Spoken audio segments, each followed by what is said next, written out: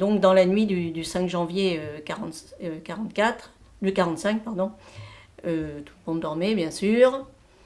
Maman et moi dans la même chambre au premier étage de ce 65 boulevard de la République, et ma grand-mère également au premier étage, mais côté jardin, alors que nous étions côté rue.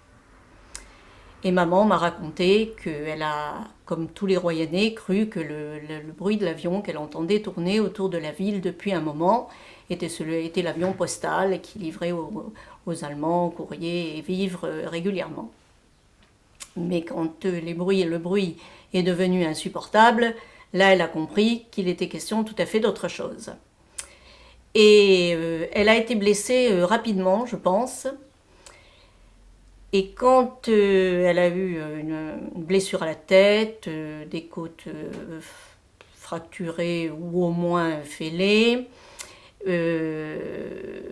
et elle s'est évanouie. Quand le bombardement a cessé, elle a entendu ma grand-mère, paternelle donc, qui lui disait « Denise, Denise, tu n'as rien ?» Et Jacqueline. Alors là, maman est sortie de sa torpeur. Elle n'a pas voulu affoler ma grand-mère, qui était déjà une personne âgée. Et elle s'est levée tout de suite, elle s'est précipitée sur mon berceau. Une poutre du plafond était tombée. J'avais un berceau alsacien qui rappelait les origines de mon père.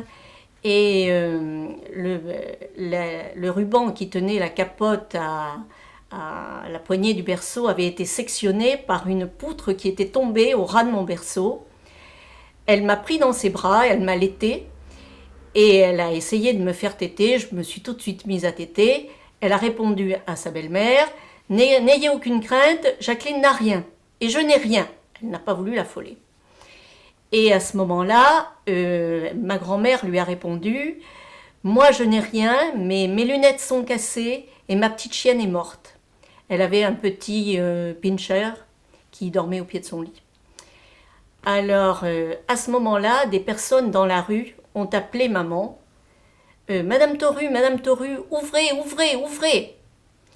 Alors, maman a ouvert les volets de sa chambre, m'a prise dans ses bras, elle était en chemise de nuit, enveloppée dans ma couverture de berceau. Ils lui ont dit « Nous dressons une échelle contre votre fenêtre et on vous descend tout de suite ». Alors, c'est ce qui s'est produit. On nous a fait traverser la rue.